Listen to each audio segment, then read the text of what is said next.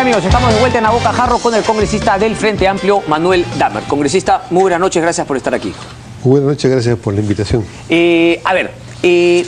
Solamente quería preguntarle, ¿no conversaron entre la bancada inicialmente para decir, bueno, vamos a votar al interior para finalmente ir con una posición de bancada? Al final se optó porque cada uno decidiese su voto, ¿algo así eso ocurrió? No, es un acuerdo de la bancada. ¿Y por qué algunos optan finalmente por votar? Te explico ahorita porque esta ha sido una reunión muy interesante.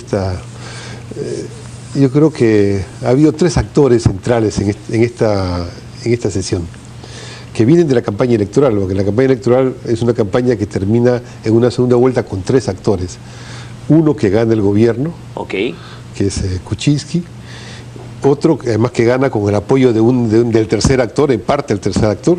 ¿Qué son ustedes? Que es el Frente Amplio y el Movimiento Popular y Social, que vota por Kuczynski sin ser del partido de Kuczynski. Y el segundo actor es el que se creía ganador, que era el Fujimorismo, que queda segundo. Entonces, queda segundo pero con una mayoría en el Congreso. Entonces, esta reunión estaba bien especial. ¿Por qué lo dice? Porque el Fujimorismo quería dar una demostración de que tenía fuerza, que tenía poder. O sea, que podía arrinconar y llevar al gobierno a que arrinconado tenga incluso que ceder cosas que nadie sabía cuáles eran. Yo no sé si habrán conversado aparte, pero lo que es evidente es que mirando lo que ha ocurrido, el Fujimorismo tenía problemas para diferenciarse del gobierno, porque en las políticas de los últimos años, todas las políticas centrales sobre el trabajo, sobre la... Totalmente de acuerdo. Todo... digamos, la visión del desarrollo económico la comparten. La visión neoliberal y centralista compartía todos estos años. Entonces, ¿en qué iba a estar la diferencia? Entonces el Fujimorismo hizo cuestión de Estado de algunas frases maldichas, algunos insultos, algunos temas. Y dijo, yo voy a mandar con mis votos, ¿no? Entonces, casi para que se arrinconen y se arrodillen. ¿Y qué hizo el gobierno? Es una táctica inteligente. Fue en la primera oportunidad, expuso su programa general. Entonces el Fujimorismo dijo, ahora vamos a exigirles que se pongan de rodillas y digan que ellos no son seguidores del gobierno anterior y que van a votar a todos los corruptos. Que al final no había ningún problema en que el gobierno lo haga porque no traicionaba nada que tenían. ¿Qué hizo el gobierno? Pero usted me está diciendo entonces que los fujimoristas han caído redonditos con una estrategia de Fernando Zavala. Yo creo que los fujimoristas creyeron que iban a poder arrinconar al gobierno y el gobierno fue tranquilo, pintó ante el país sus propuestas y después el Fujimorismo se puso duro. Pero usted me está diciendo que adrede ellos dijeron, no vamos a mencionar lo de Humala porque les vamos a dar esta pepita para que ellos nos aprieten y nosotros cedamos un poquito. Exactamente, eso es lo que ha pasado, uno lo mira, es como una obra de teatro. ¿Por qué Marisa Glave entonces ha dicho que han seguido al chantaje? Porque desde el punto de vista que usted me analiza no ha habido sesión a un chantaje. Sí ha habido un tema de chantaje. ¿Cuál ha sido ese? ¿En qué momento?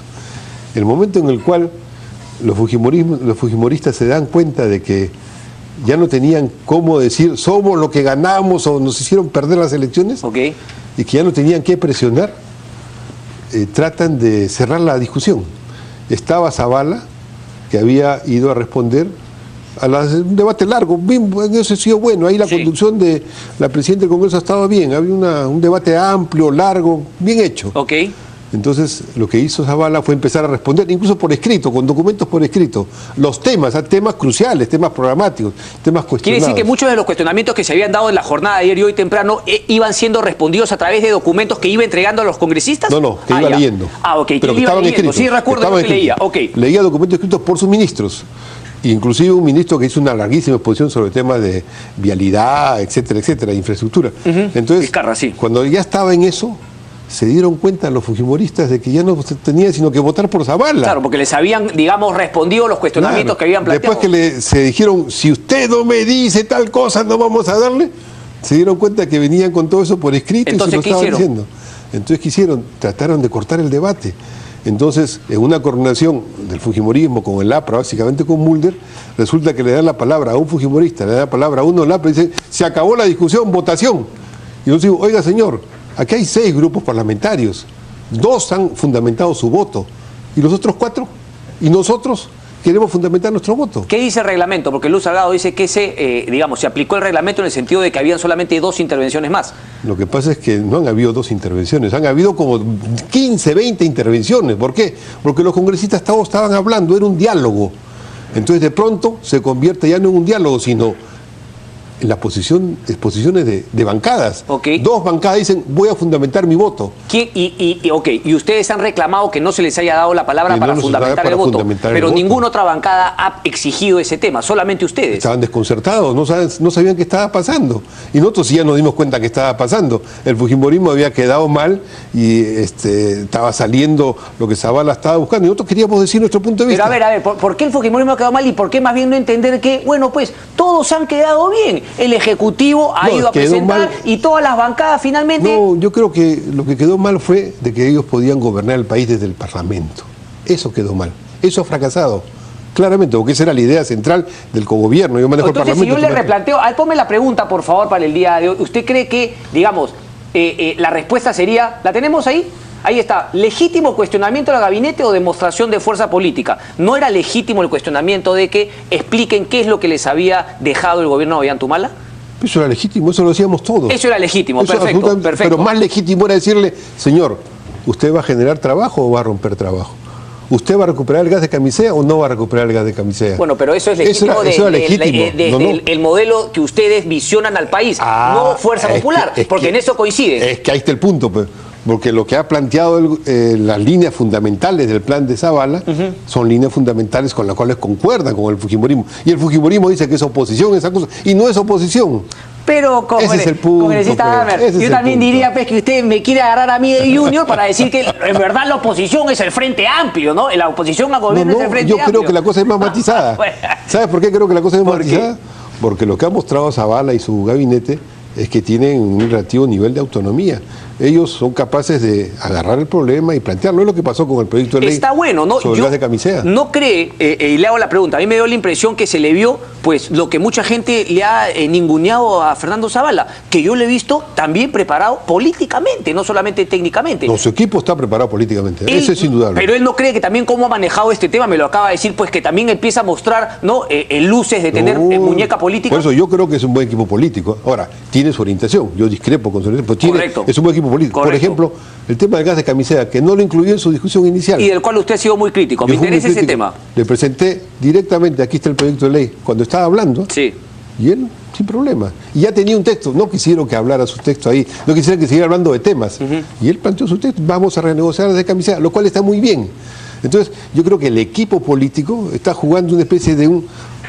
Esa es la apuesta que yo decía que plantean, vamos a hacer el Perú igualitario en base a la desigualdad. Correcto. Déjeme hacerle una pregunta, porque yo estoy completamente de acuerdo con el tema de la renegociación del gas, pero yo lo veo desde un punto de vista netamente liberal. Más bien yo hubiese entendido que la izquierda, más que renegociar, dice, hay que quitarle el contrato porque tiene que ser una empresa peruana, de todos los peruanos, la que explote el gas. Es que tienes un prejuicio sobre la izquierda. Cámbieme, cuénteme entonces, porque eso es liberal. Para mí el concepto liberal es, el Estado pues también tiene que negociar como si negociasen dos empresas privadas. Tú ganas, yo también tengo que ganar. ¿Quién ha dicho que el Estado tiene que regalarle todas las empresas privadas? ¿Qué planteamos nosotros en el proyecto de ley? Que el contrato que actualmente es un contrato que le da la propiedad de la molécula, es un contrato de servicios que está en la ley, no de licencias sino de servicios. Y sobre esa base se discuta con la empresa. Lo que se pactó al comienzo por Kuczynski en el tema del pago de regalías es un 36% del precio, pero es el séptimo del 36%. O sea, la regalía es ridícula. Correcto. Es más alta la regalía que se paga en el mercado interno que la que se paga en exportación. Correcto. Entonces, ahí hay... Campodónico hizo un cálculo, en los últimos 3 años hemos perdido casi 2.000 millones de dólares. Y en los próximos 20 años podemos perder, en los próximos 15 años podemos perder 20.000 millones de dólares. Correcto. Entonces, el Perú tiene que recuperar. ¿Y cómo recupera? Diciéndole a la empresa que está encargada, porque eso hay empresas especializadas. Correcto. Yo tengo mi gas, vamos a ver, ya México no va a comprar gas. Mi punto siempre es que si, por ejemplo, el Estado peruano hubiese cedido a una empresa privada que negocie el tema, esa empresa privada con directores privados, accionistas que somos todos los peruanos, jamás pues hubiesen dado ese tema de que el tema Henry Hub y no haber puesto una cláusula en la cual si es que el precio bajaba, pues iban a ver los otros precios para sacar un promedio. A ninguna empresa privada pues hubiese dado un contrato en esas condiciones que si se caía el Henry Hub te veías perjudicado por el bueno, y no quedaba solamente muerto. una empresa privada, Campodónico lo explica con claridad. Argelia, que vende gas en todas partes del mundo, tiene contratos con empresas públicas y voy, privadas. Pues, el concepto, ¿no? El concepto, a eso voy. Que y ese concepto esas empresas públicas se manejan como si fuesen empresas privadas desde el punto de vista de que hay que maximizar los beneficios que la empresa puede obtener. Para el país, y ahí están beneficios, y eso creo que lo ha entendido Zavala. Pero vamos a cambiar de tema, ya me están llevando ya al lado del... A ver... Muéstrame la fotografía, por favor, la claqueta, porque le quería preguntar por qué esos votos en contra y por qué esa abstención. Por confusión, porque en ese momento ciertamente nosotros estábamos pidiendo que se dé la posibilidad de hablar a la vocera, porque Marco lamentablemente está con un problema de salud, tuvo que retirarse, pero habíamos conversado con él, teníamos el acuerdo de cómo actuar. Entonces, pero en ese momento agarran y no le dan la posibilidad. La bancada del Frente Amplio había decidido internamente darle el voto a favor todos. No, habíamos decidido el grupo de coordinación y el resto estábamos esperando para justamente ver las condiciones, porque decía, aquí vamos a debatir mucho rato y de repente... Pero digamos, ustedes habían conversado con los 20 congresistas del Frente Amplio, bueno, los que estaban, porque algunos no estaban. Los 20 nos íbamos a reunir, no hubo tiempo de reunión. Ok. Como que se precipitó toda la votación. Pero lo que me está diciendo es que esas dos personas que votan en contra de abstención lo que ellos hubiesen querido era votar a favor. No, de repente tenían sus argumentos para votar en cómo han votado. Entonces, ¿por qué dice que ha sido una confusión finalmente? Porque la confusión lleva a que no hubo la reunión de conjunto de todos, en los cuales hemos dicho, ¿sabe qué? Esto es lo que está pasando. Lo que está explicado ahora, lo hemos dicho, es lo que está pasando. Entonces, por lo tanto, tenemos que tener nuestra votación. Eso es lo que iba a decir nuestra vocera, que no le permitieron hablar. También quiso hablar la vocera de otras fuerzas políticas, de APP no habló, del propio PPK no habló. Los voceros pudieron haber hablado y eso se entraba el voto. ¿Por qué habló el vocero del APRA? No me queda claro. Indira Huesca aparece como ausenta, pero después regresa y dice, no, sí, voto a favor. Morales también se había... Eso es la confusión. Había votado en contra y después dice, no, sí, voto a favor. Se precipitó la confusión. Con lo que estoy explicando es que... ¿Se precipitó la confusión por parte de la presidenta o porque el Frente Amplio todavía no se ubica, digamos, hay mucho junior? Porque estábamos en un momento donde se estaba supuestamente en un largo debate. Correcto. Y de pronto se dice, no, ya, votación. ¿Cómo? Si va a haber más debate. Nosotros estábamos esperando para explicar... Ya más debate, 22 horas. No, estábamos diciendo tales temas. Ya habían hablado bastante, ¿por qué no dejaron hablar a los que queríamos hablar también? Correcto. Para ponerse otros temas. Eso no era más de una hora. Y además, tenía 4 o 5 papeles más que leer Zavala.